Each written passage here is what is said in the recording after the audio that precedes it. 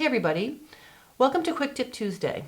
For today's quick tip, I want to share with you how to make a buttonhole on knit fabric when you're making an opening for a drawstring. There's a lot of different buttonhole options you can do when you're using knit. Many sewing machines have built-in knit buttonholes that are kinder to that kind of fabric and don't stretch out the fabric while they're being stitched. I want to try using a standard heavy-duty buttonhole though, because when you're working on an opening for a drawstring, it can have a lot of wear and tear.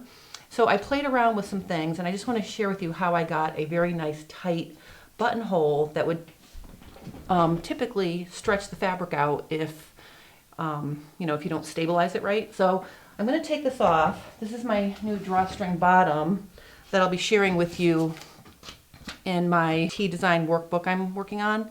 And you can see it's a really nice tight buttonhole, and it's going to stand up to tightening and loosening this drawstring and tying a bow and other things without really causing any agita. Plus, you can see it's not stretching out the knit fabric.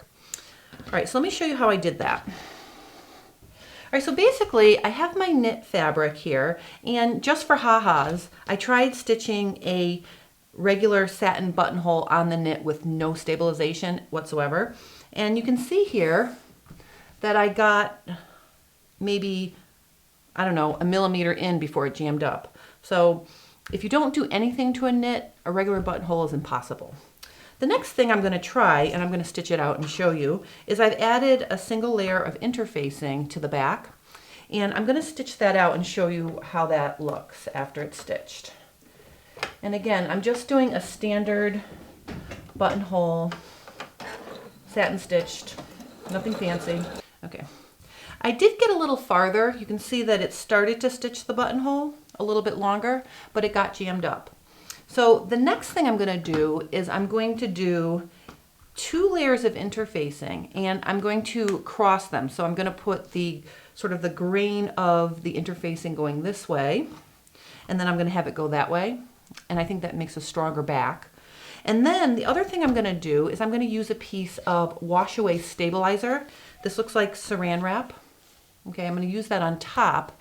And what that's actually going to do is it's going to help the foot slide across the fabric nicer, and it's going to protect the top edge of the knit from, it's going to keep the stitches from sinking into the knit is what it's going to do.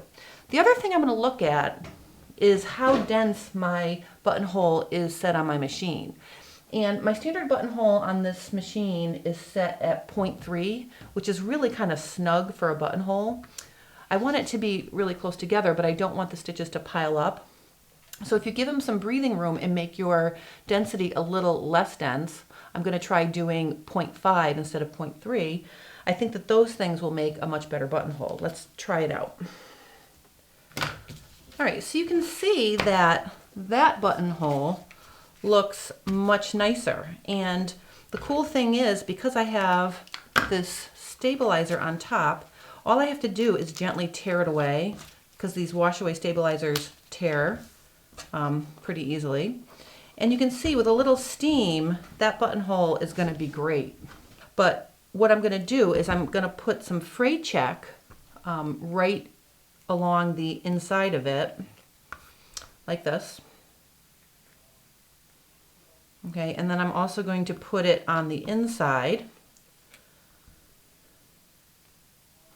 like that.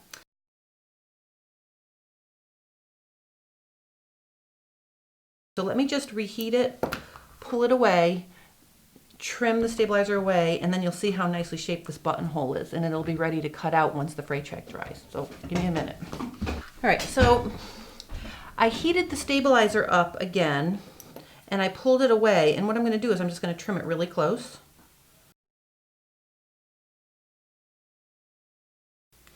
All right, so I've trimmed it neat there, and you can see, and look how nice and flat that is.